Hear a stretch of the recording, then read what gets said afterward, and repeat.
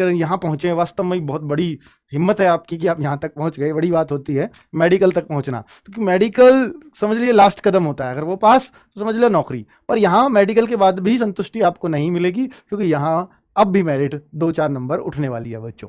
ठीक है, तो अभी मैं आपको बताने वाला हूं। देखिए, जो जीडी के नए बच्चे भी हैं वो भी जान ले कि मेडिकल में क्या क्या पॉइंट्स होते हैं, कैसे कैसे यहां तक पहुंचा जाता है। जो तैयारी करने की सोच रहे हैं, बड़े अच्छे और बड़े काम की वीडियो है ये।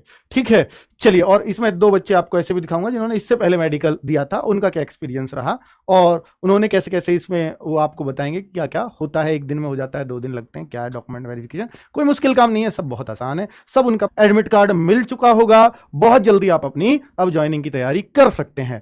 चलिए, तो शुरुआत करते हैं बच्चों कि आपके इस तरह से एक एडमिट कार्ड आ रहा होगा जो आपकी रीजनल वेबसाइट पर है एसएससी की, और उसमें पॉइंट्स लिखे हुए हैं। वो क्या क्या पॉइंट्स हैं मैं पढ़कर खुद ही बता देता हूं, इनको आपको पढ़ना ना पड़े। टोटल 15 पॉइंट्स हैं।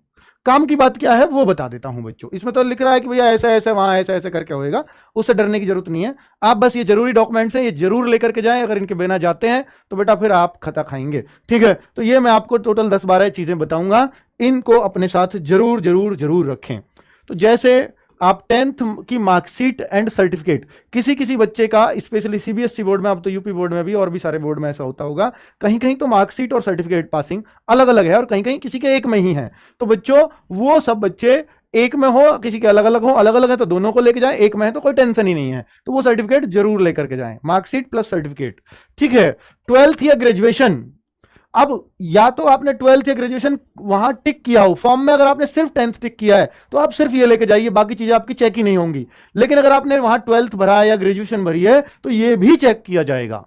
ठीक है, तो यहां भी इनकी भी मार्कशीट और सर्टिफिकेट लेकर के जाएं। ग्रेजुएशन का सर्टिफिकेट होता है, ग्रेजुएशन की डिग्री, हालांकि डिग्री चेक नहीं करते हैं पर सर्टिफिकेट उसका वही होती है। और 12th की मार्कशीट सर्टिफिकेट एक में है तो एक लेकर के जाएं, अगर दोनों अलग अलग हैं तो दोनों लेकर के जाएं। डोमिसाइल सर्टिफिकेट क्या होता है? मूल निवास प्रमाण पत्र, निवास प्रमाण पत्र बोलते हैं इसको। स्पेशली एसडीएम से बनता है, तहसील से बनता है, आपकी से ये बनवाया हुआ होगा। तो बच्चों, इसको लेकर के जरूर जाना, ये हर बच्चे को चाहिए, चाहे किसी की कोई भी कैटेगरी हो, क्योंकि आप अपने स्टेट में काउंट हो अपने स्टेट की वैकेंसी, इसके लिए आपको डोमिसाइल सर्टिफिकेट बनवाना अनिवार्य है। आप केवल आधार कार्ड से काउंट नहीं किए जा सकते। चलिए, कास्ट सर्टिफिकेट यानी जाति प्रमाण पत्र, यानी आप किस जाति से हैं, ये जनरल वालों को नहीं चाहिए। जिन्होंने ईडब्ल्यूएस भरा है, ओबीसी भरा है, एससी भरा है, एसटी भरा है, उन सबको ये सर्टिफिकेट की जरूरत पड़ने वाली है। और सर्टिफिकेट भी सेंट्रल का ही होना चाहिए। ठीक है, कि भारत की इस जाति में आप पढ़ते हो, उसमें लिखा होना चाहिए गवर्नमेंट ऑफ इंडिया, जरूर आप पढ़ लेना। उसमें कहीं भी वर्ड आ रहा है ना गवर्नमेंट ऑफ इंडिया, समझ लीजिए वो सेंट्रल का है। ठीक है, एनसीसी सर्टिफिकेट इफ एनी, यदि आपके पास है तो लेकर के जाएं। ठीक है, एनसीसी के मार्क्स तभी मिलेंगे, अभी वो चेक किया जाएगा, मार्क्स तो आपके जोड़ रखे होंगे उन्होंने already. Discharge certificate for ex serviceman, ये सब ओरिजिनल लेकर के जाने हैं बच्चों।